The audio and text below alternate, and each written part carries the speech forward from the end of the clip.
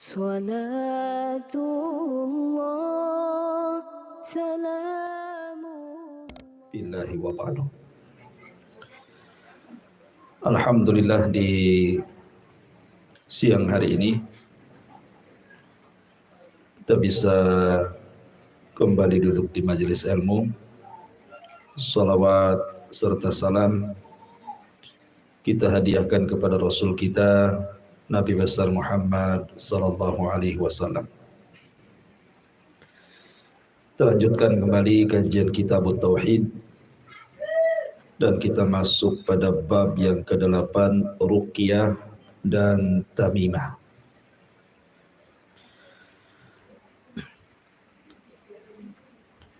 Di sini pengarang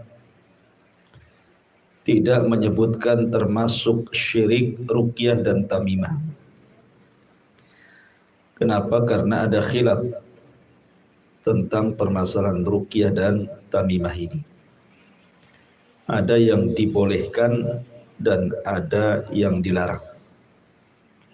Makanya di sini babnya hanya menyebutnya bab ruqyah dan tamimah. Ruqyah itu artinya seseorang berjampi-jampi untuk melakukan perobatan. Makanya ada istilah ruqyah syar'iyah di masyarakat itu. Artinya seseorang berjampi-jampi dengan Al-Quran atau doa-doa yang disarankan untuk dibaca dalam hadis-hadis yang sahih. Ma'asyiral muslimin yang dimuliakan Allah Subhanahu wa taala. Baik, kita masuk pada pembahasan bab di mana muallif rahimahullahu taala mencantumkan beberapa riwayat hadis Nabi sallallahu alaihi wasallam. Di antaranya riwayat dalam Sahih Bukhari dan Muslim atau muttafaq alaihi dari Abu Bishr Al-Ansari. Dia bercerita bahwa dirinya pernah bersama Rasul sallallahu alaihi wasallam dalam satu perjalanan.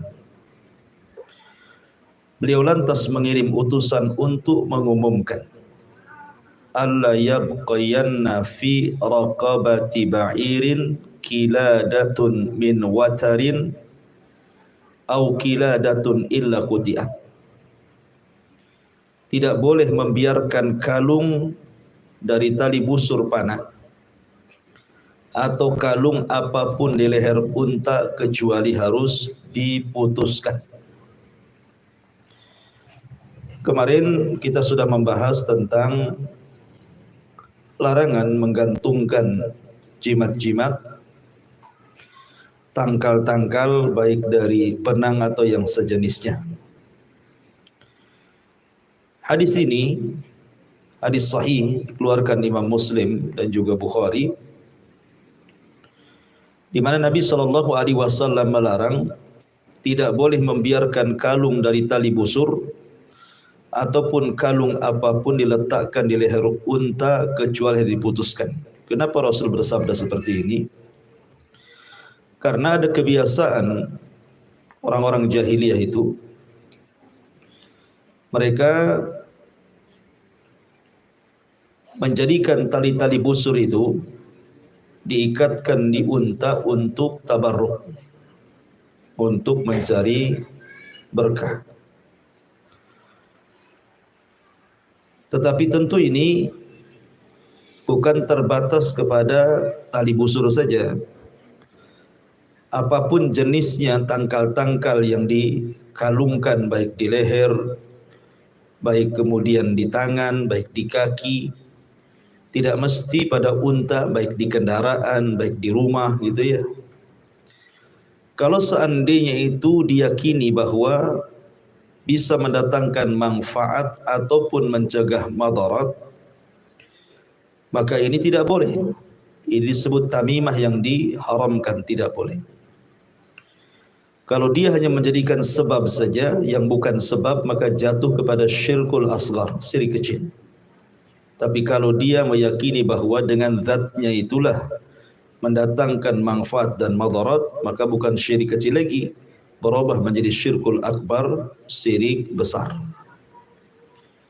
Tetapi nanti akan ada pembahasannya, bagaimana kalau yang dikalungkan itu dari Al-Quran. Jadi ada ayat-ayat Al-Quran kemudian ditulis, kemudian dikalungkan di leher anak umpamanya, untuk ruqyah. Jadi tamimahnya itu untuk ruqyah, supaya mengobati penyakit si anak. Ini terjadi khilaf, nanti kita akan jelaskan. Taib, kemudian Ibnu Mas'ud radhiyallahu an, salah seorang sahabat Nabi SAW yang senior dan termasuk as-sabiqun al-awwalun dari kalangan muhajirin, yang terkenal bacaan Qur'annya indah. Abdullah bin Mas'ud itu indah sekali bacaan Qur'annya. Sampai Nabi SAW pernah mengatakan kepada Abu Bakar dan Umar, "Man arada an yasma'al Qur'ana ghaddan tariyan falyasma'ala qiraati ummi abdin." Barang siapa yang ingin mendengar bagaimana Al-Quran itu diturunkan Jibril kepadaku, maka perdengarkan suara Ibnu Ummi Abdin. Ibnu Ummi Abdin kunyah daripada Abdullah ibn Mas'ud. Nah, Abdullah ibn Mas'ud radhiyallahu an menuturkan bahwa dirinya mendengar Nabi SAW bersabda, "Innar ruqa wat-tama'ima wat-tiwalata syirkun." Innar ruqa wat-tama'ima wat-tiwalata syirkun. Sesungguhnya ruqyah, kemudian tamimah, tangkal-tangkal, kemudian tiwalah, ilmu pelet bahasa kitanya, adalah kesyirikan. Tapi yang dimaksud ruqyah di sini tentu bukan ruqyah syar'iyah, karena ruqyah itu ada dua, ada ruqyah syirkiyah, ada ruqyah syar'iyah. Karena ruqyah ini ada syarat-syaratnya. Apa saja syaratnya? Pertama, antakuna bil Quran wal adhkar wad du'a awil kalamil mubah. Kata ulama, syarat ruqyah itu satu, harus dari Al-Quran. Jadi yang dibacakan itu betul-betul Al-Quran. Dari Al-Baqarah sampai An-Nas itu disebut Al-Quran. Ataupun zikir-zikir yang diajarkan Nabi SAW, seperti zikir-zikir pagi, petang, atau zikir sebelum tidur gitu ya. Makanya Nabi SAW kalau sebelum tidur, beliau berzikir, membaca ayat-ayat Al-Quranul Karim. Salah satunya mu'awwidhataini, qul a'udzu birabbin nas, qul a'udzu birabbil falaq. Kemudian ayat kursi terkadang, dan juga qul huwallahu surah Ikhlas, kemudian diusap-usap dari kepala sampai kaki. Ataupun doa-doa yang diajarkan. Jadi yang pertama ruqyah itu harus dari Quran atau zikir-zikir atau doa-doa yang diajarkan Nabi SAW. Kemudian syarat yang kedua, antakuna bil lughatil arabiyyah. Antakuna bil lughatil arabiyyah. Harus berbahasa Arab. Harus berbahasa Arab dan dipahami maknanya. Berbahasa Arab dan dipahami maknanya. Kemudian yang ketiga, alla yunsab asy-syifa ilaiha wa innama yunsabu ilallah. Tidak boleh kemudian diyakini bahwa ruqyah itu sebagai penyembuh, tapi tetap yang menyembuhkan Allah Subhanahu wa ta'ala. Jadi ini tiga syarat harus ada pada ruqyah, harus dari Quran atau dari zikir-zikir yang diajarkan atau dari doa-doa yang warid dari Al-Quran atau Sunnah. Yang kedua, harus berbahasa Arab dan dipahami maknanya. Yang ketiga, tidak boleh diyakini bahwa yang memberikan pengaruh itu adalah ruqyahnya. Tetapi harus diyakini bahwa ruqyah itu tidak mendatangkan manfaat kecuali Allah yang mengizinkannya. Selain tiga syarat ini, maka ruqyah bisa terjerumus kepada kesyirikan atau keharaman. Pamannya orang meruqyah dengan menggunakan bahasa daerah yang tidak bisa dipahami maknanya itu. Orang Jawa pakai komat kamit bahasa Jawa atau bahasa Sunda atau bahasa Madura atau bahasa Melayu gitu. Apalagi sampai kemudian dipanggil-panggilnya nama-nama jin, nama-nama syaitan. Nah, itu sudah tidak boleh itu. Ya mambang tanah, mambang ini, mambang itu kan, ada itu ya. Semua mambang dipanggil. Ya kan? Ah, ini tidak boleh itu, manggil-manggil jin pula. Ya. Jadi ruqyah kalau sudah manggil-manggil jin itu nggak boleh.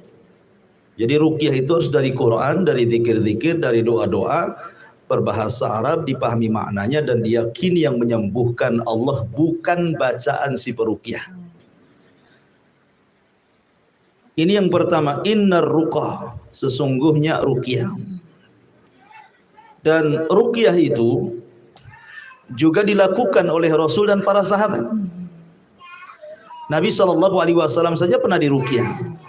Ketika Nabi SAW tersihir oleh seorang Yahudi namanya Labid ibn A'sam. Labid ibn A'sam pernah menyihir Nabi. Sampai Nabi ada yang mengatakan 6 bulan Rasul itu kayak orang linglung, sehingga melemah kekuatan fisiknya. Kemudian terkadang dia lupa gitu ya.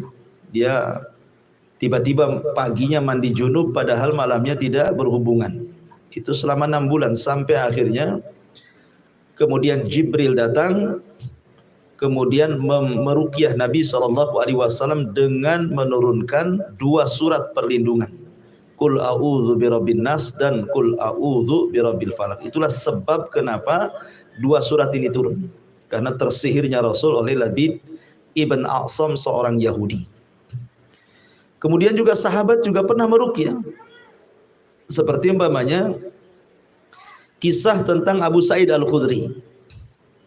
Jadi Abu Sa'id Al-Khudri ini suatu ketika safar bersama para sahabatnya, kemudian pulang kehabisan bekal.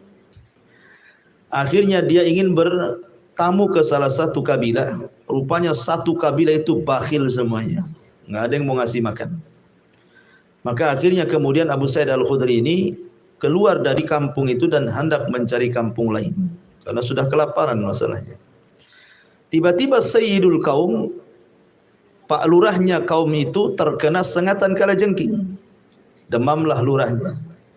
Akhirnya kemudian orang-orang pun mendatangi para sahabat ini, dilihatnya ada muka-muka tabib gitu ya.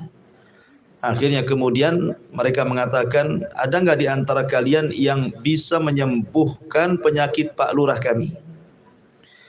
Maka sahabat kan udah jengkel kan, datang ke kampung itu minta dijamu, tak ada yang kasih makan. Tiba-tiba Pak Lurahnya kena sengatan kalajengking, tahu-tahu minta diobati.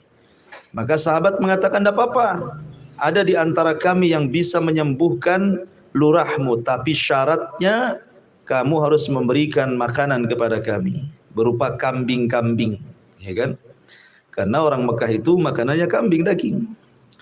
Akhirnya kemudian Abu Sa'id Al-Khudri atau yang lainnya membacakan surah Al-Fatihah. Membacakan surah Al-Fatihah kepada lurah yang terkena sengat kalajengking itu, tiba-tiba sembuh. Tiba-tiba sembuh dengan diruqyah itu.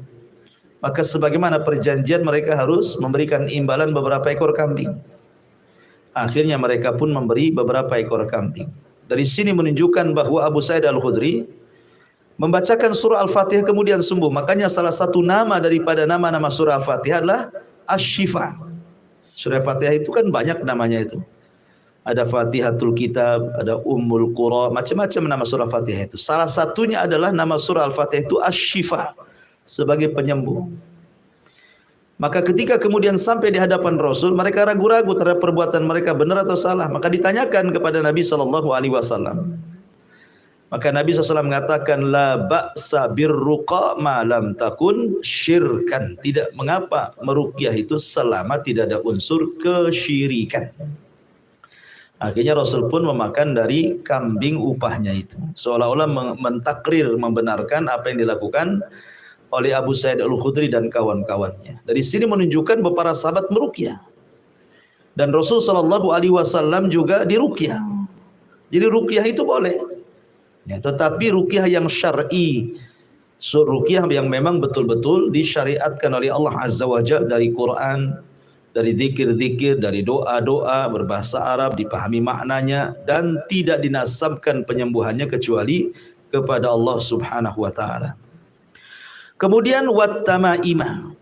Adapun tamaim, tamaim itu artinya sesuatu yang dikalungkan pada anak-anak supaya anak itu tidak terkena hummah, tidak terkena demam ataupun penyakit ain, penyakit mata. Dan penyakit ain, penyakit mata maksudnya di sini adalah yang diakibatkan karena hasad, sehingga kemudian menjadi salah satu bagian daripada cabang-cabang sihir. Karena ada orang yang punya penyakit ain, ini bahaya, Bu. Jadi kalau seandainya ada seseorang punya penyakit mata, penyakit ain dalam bahasa Arab, kemudian dia memandang tas kawannya, kepengen punya tas itu, tapi tidak sanggup beli, ya kan? Nanti tas itu, tas kawannya sampai rumah itu rusak tuh tasnya itu, karena ingin dimiliki tapi tidak bisa memiliki, jadi rusak barang itu, ya. Atau umpamanya seseorang mandang suami ibu, jadi ada ibu-ibu gitu ya, mandang suami ibu ganteng gitu kan, suaminya hitam gitu ya. Akhirnya dipandangi, pengen saya punya suami kayak dia. Nanti nih hubungan suami istri itu jadi cerai itu. Makanya saya nasihatkan, Bu ya, kalau buat acara mungkin ya ngundang-undang orang lah ya ke rumah gitu ya, maka banyak-banyaklah berdoa isti'adzah ya, supaya tamu-tamu yang datang itu tidak menularkan penyakit ain. Karena terkadang nih banyak kasus itu ya, dibuatlah walimah pernikahan, undanglah orang banyak, laki-laki perempuan. Pada awalnya senang-senang saja itu, waktu ada tamu ya cekakak cekikik ya kan, senyum-senyum gitu. Ketika tamunya pulang satu, habis tinggal dia dan suaminya, tahu-tahu bertengkar tuh. Padahal waktu ada tamu itu senyum-senyum saja tuh. Boleh jadi gitu ya, pertengkarannya itu dikarenakan ada orang hasad yang kemudian punya penyakit ain, akhirnya terjadilah pertengkaran. Jadi tamimah adalah sesuatu yang dikalungkan pada anak-anak untuk menangkal ain. Jadi penyakit ain itu penyakit yang bahaya karena dia bagian daripada penyakit hasad. Kemudian wattilawata wattiwalata. Tiwalah itu ilmu, dalam ilmu sihir itu disebut sihrul atfi wa sihrus sarfi namanya. Sihir atf dan sihir sarf. Apa itu atf? Apa itu sarf? Al-atfu itu artinya seseorang dilengketkan dengan cinta. As-sarfu itu seseorang dipisahkan dengan benci. Jadi sihir itu sebagaimana Al-Quran sendiri mengatakan yufarriquna bainal mar'i wa zawji. Sihir itu kan suka bagaimana hubungan suami istri itu pisah. Lah sihir at-tiwalah ini biasanya terjadi pada suami istri. Pamannya suaminya pengen istrinya cinta sama dia, dia datang ke dukun. Pak dukun, tolong sihir istri saya supaya dia cinta sama saya. Atau sebaliknya nih, seorang istri takut suaminya kawin lagi, datang dia ke dukun, Pak dukun tolonglah suami itu buat dia cinta mati sama saya. Ya. Maka dukun menyihir, suaminya akhirnya cinta sama istrinya. Ataupun sebaliknya, mungkin si istri ini punya selingkuhan, datang ke dukun, Pak dukun buat si suami itu benci sama saya biar saya diceraikan, biar saya bisa kawin lagi sama si dia gitu ya. Atau sebaliknya gitu ya, dia tidak suka dengan istrinya, disihirnya istrinya supaya benci.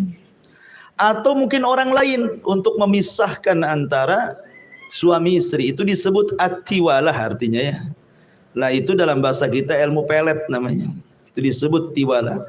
Lah Rasul mengatakan innar ruqa, maksudnya ruqyah yang tidak sesuai dengan syarat-syarat standar syar'i, ataupun tamaim, jimat-jimat, kalung-kalung yang tidak ada kaitan dengan masalah sebab yang syar'i atau sebab yang qadari, ataupun tiwalah, perdukunan, ilmu pelet dan yang semacamnya, syirkun kata Rasul, termasuk jenis kesyirikan. Ya. Ini hadis yang kedua. Hadis yang ketiga, dalam hadis yang marfu dari Abdullah bin Ukaim, dia dikatakan man ta'allaqa syai'an wukila ilaihi. Barang siapa yang menggantungkan sesuatu, maka Allah akan membuatnya menggadaikan barang tersebut. Barang siapa yang menggantungkan sesuatu, maka Allah akan membuatnya mengandalkan barang tersebut. Artinya begini, kalau orang sudah gandrung dengan jimat, Bu, biasanya hatinya itu terfokus pada jimat saja gitu ya. Contoh nih, Ibu punya warung, warungnya sepi kan nih, datanglah ke dukun, akhirnya dikasih jimat, disuruh ditempel di warung, kemudian rame warungnya, alhamdulillah umpamanya kan. Lah suatu ketika kemudian sepi gitu ya, maka hatinya kemudian tergadaikan dengan jimat itu. Kenapa lah jimat ini kok nggak mempan lagi gitu ya kan? Jangan-jangan jimat ini sudah expired kan? Jimat ada expirednya pun. Jadi kalau orang suka menggantungkan sesuatu yang diyakini mendatangkan manfaat atau mencegah madarat, jadi hatinya itu akan tergantung pada jimat itu, maka dia akan melupakan Allah Subhanahu wa ta'ala. Dan kebanyakan seperti itu, Bu. Kebanyakan orang kalau gandrung dengan jimat itu pasti hatinya terlit kepada jimat ya, pokoknya hatinya ke jimat terus gitu ya. Makanya orang-orang yang terbiasa mengoleksi barang-barang antik, ya kalau hanya mengoleksi tidak masalah gitu. Tapi kalau kemudian sampai diyakini barang-barang antik tertentu, pusaka-pusaka zaman dulu, zaman jadul, zaman kerajaan apa, diyakini mendatangkan manfaat, mencegah madarat, kemudian dijadikan tangkal dan jimat, itu sudah kesyirikan namanya. Karena hati kita tertambat pada benda tersebut. Itu makna man ta'allaqa syai'an wukila ilaihi. Walaupun dua hadis ini, innar ruqa wat tamaim wat tiwalata syirkun, ataupun man ta'allaqa syai'an wukila ilaihi, memang dipermasalahkan tentang masalah tashid dan tad'ifnya. Ada yang mengatakan sahih, ada yang mengatakan lemah. Wallahu a'lam. Taib. Kemudian di sini dibahas dalam Imam Ahmad ibn Hanbal ya. Imam Ahmad ibn Hanbal meriwayatkan dari Ruwaifi bahwa Rasul sallallahu alaihi wasallam bersabda, ya Ruwaifi, la'allal hayata tatulu bik, fa akhbirin nas anna man aqada lihyatahu aw taqallada wataran aw istanja bi raji'i dabatin aw admin fa inna Muhammadan bari'un minhu. Wahai Ruwaifi, semoga umurmu panjang. Ruwaifi memang sahabat Rasul, lama menemani Rasul, hampir 40 tahun, sehingga dia termasuk sahabat yang awal-awal gitu ya. Wahai Ruwaifi, semoga umurmu panjang. Oleh karena itulah sampaikan kepada halayak ramai bahwa barang siapa yang menggelung, mungkin menganyam gitu ya bahasa kitanya, apa namanya kalau rambut itu dikepang ya. Barang siapa yang mengepang jenggotnya atau memakai kalung dari tali busur, panah, atau beristinja dengan menggunakan kotoran binatang atau tulang, maka Muhammad berlepas diri darinya. Di sini ada 3 perkara. Pertama, aqada lihyatahu, mengepang janggutnya. Kenapa di sini Rasul mengatakan fa inna Muhammadan bari'un minhu, maka Muhammad berlepas diri dari orang yang seperti itu? Bukan berarti dia kafir, tidak. Kata-kata Muhammad berlepas diri bukan berarti dia kafir, tidak. Tetapi kalimat berlepas diri itu menunjukkan bahwa dosa itu dosa besar. Jadi perbuatan-perbuatan ini termasuk dosa besar. Lah dulu orang-orang dulu gitu ya, orang-orang di luar daripada Islam Mereka suka mengepang janggut mereka. Kalau janggut mereka panjang gitu, maka dikepang. Dan itu diyakini, ya, diyakini bahwa dengan mengepang janggut itu ada keyakinan tersendiri bisa mendatangkan manfaat atau mencegah madarat. Maka oleh Nabi Shallallahu Alaihi Wasallam kemudian dijadikan pelajaran bagi para sahabat gitu ya. Jangan seperti orang-orang itu meyakini bahwa dengan mengepang janggut itu, bahwa itu bagian daripada mendatangkan manfaat atau mencegah madarat. Maka enggak ada itu, ya. Ataupun yang kedua, taqallada wataran, mengalungkan benang seperti yang sudah saya kisahkan banyak di beberapa tempat itu, ya, seperti saya pernah di sebuah pulau itu anak-anak pakai gelang dari benang, kalung dari benang. Ketika saya tanya untuk apa, katanya untuk supaya anak itu kebal, supaya anak itu tidak terserang penyakit dan macam-macam lah. Nah, itu kesyirikan itu, ya. Atau yang ketiga, awis tanja biraji idabatin aw admin, ataupun istinja dengan kotoran dan tulang, karena keduanya makanan jin, tidak boleh.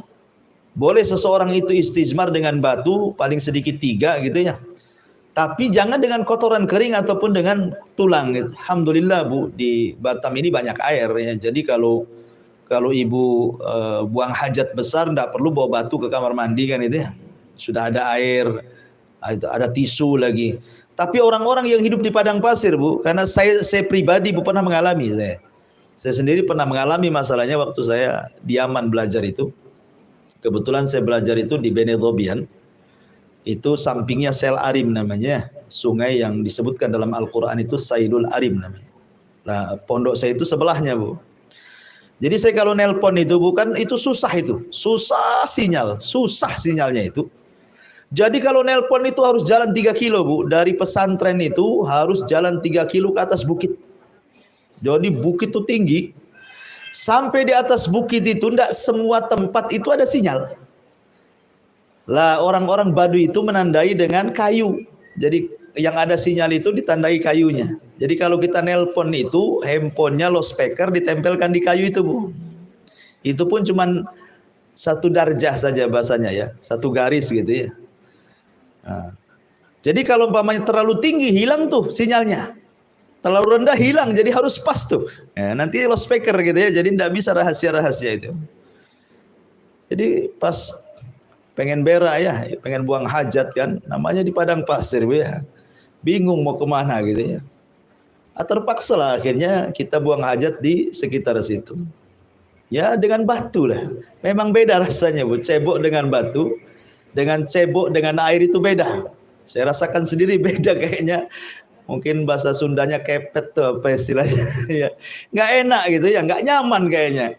Nah, orang terbiasa dengan air gitu, tiba-tiba istijmar dengan batu gitu ya. Nah memang daerah-daerah sana sulit, memang sulit, air sulit. Makanya kadang-kadang di masjid, kemudian di beberapa pondok pesantren itu kalau ada orang Indonesianya itu bersih WC itu, karena orang Indonesia kan jijian.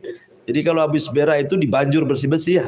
Orang sana itu tidak jijian orangnya. Kadang-kadang habis berak ditinggal saja numpuk di toilet. Kadang-kadang dorongnya itu bukan pakai air, ditimpa batu.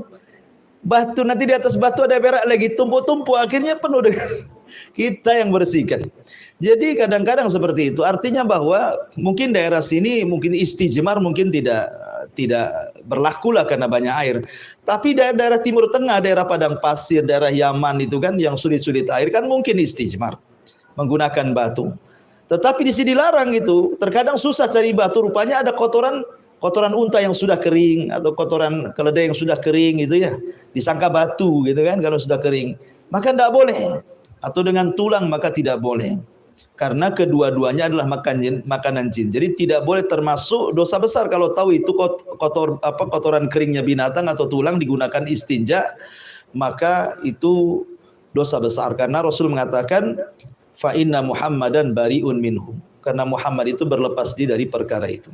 Syahidnya di sini adalah kalimat au taqallada wataran, ataupun dia mengalungkan dari busur panah. Mungkin dulu pakai busur panah ya, kalau sekarang mungkin pakai benang-benang, kemudian dijadikan jimat, lah itu perbuatan haram. Rasul sallallahu alaihi wasallam berlepas diri dari perbuatan itu. Lah tentang masalah khilaf para ulama seputar ruqyah ini, tadi saya sudah katakan ruqyah dengan menggantungkan Al-Qur'an. Ini terjadi khilaf para ulama, Bu ya. Ada yang mengatakan boleh, ada yang mengatakan tidak boleh.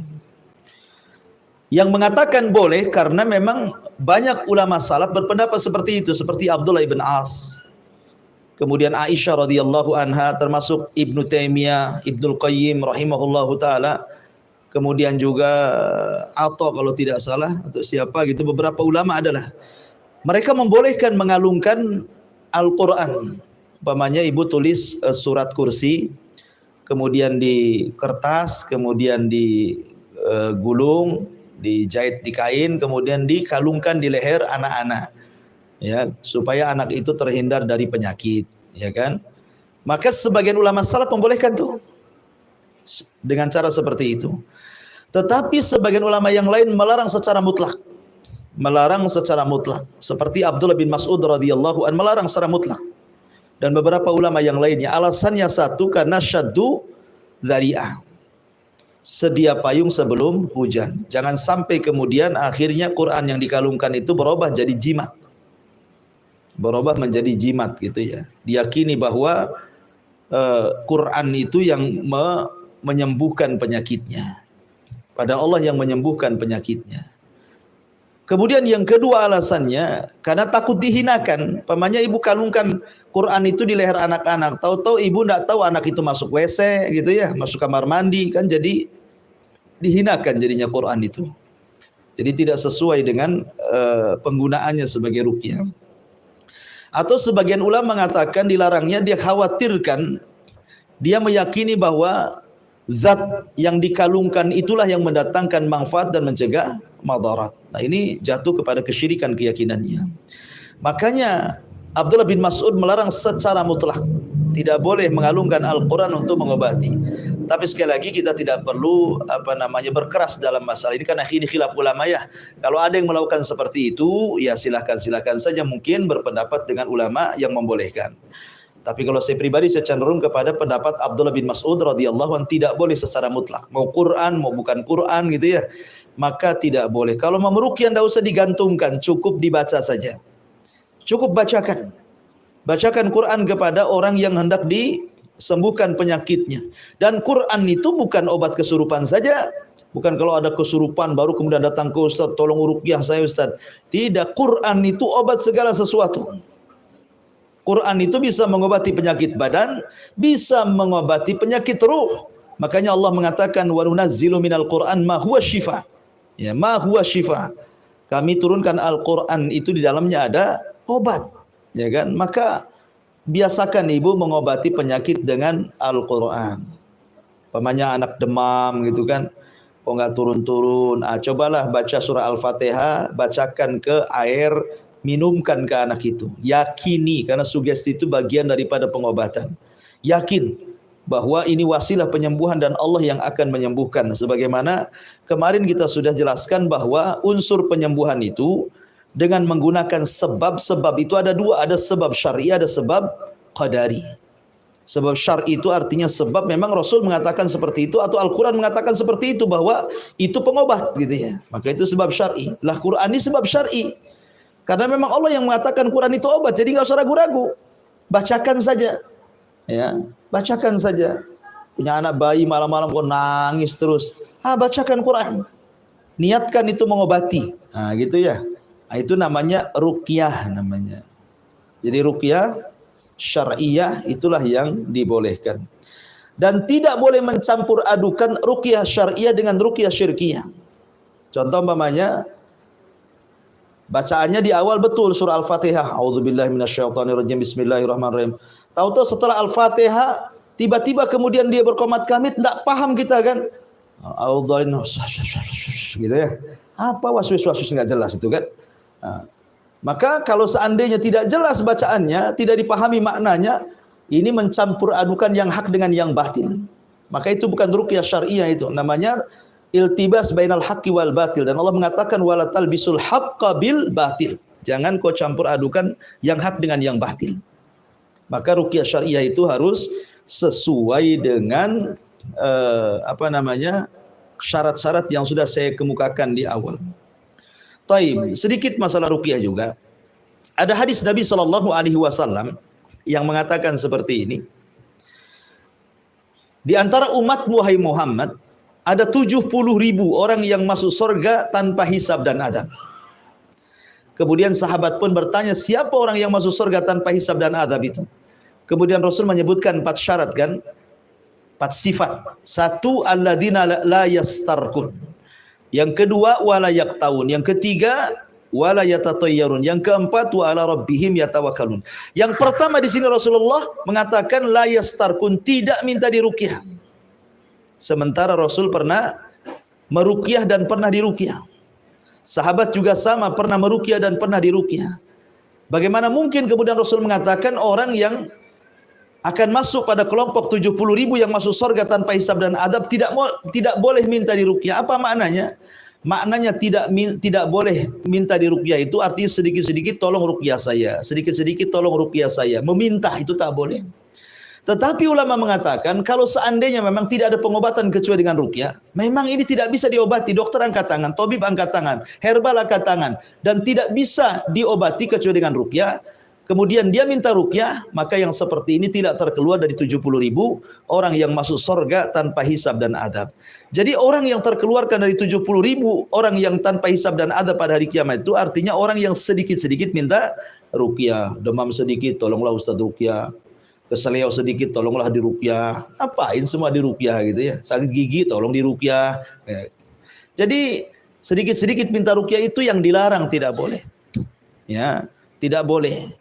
Kemudian juga yang harus dipahami bahwa ketika seseorang melakukan ruqyah itu, maka ruqyah siapapun bisa meruqyah. Ibu sendiri bisa meruqyah kok, tidak mesti ustaz, tidak mesti orang alim. Siapapun bisa melakukan ruqyah mandiri. Ruqyah mandiri. Dan orang yang kalau sudah minta ruqyah, artinya diruqyah orang lain, maka jangan meyakini bahwa yang meruqyah itulah yang menyembuhkannya. Atau bacaan peruqyah itulah yang menyembuhkannya. Tetap yang menyembuhkan Allah Subhanahu wa taala. Mereka hanya perantara saja. Ya, jadi itu berkenaan dengan masalah ruqyah. Ya, wallahu alam tentang masalah ruqyah yang jelas bahwa kalau sesuai dengan syarat yang ditentukan, 1, saya ulangi, harus dari Al-Quran, dari zikir, dari doa-doa yang warid. Yang kedua, harus berbahasa Arab dan dipahami maknanya. Dan yang ketiga, tidak diyakini bahwa ruqyah itu yang menyembuhkannya, tapi yang menyembuhkan Allah Subhanahu wa ta'ala. Inilah bab yang ke-8. Taib, sampai di sini. Silahkan kalau ada yang ingin bertanya, tafadhol.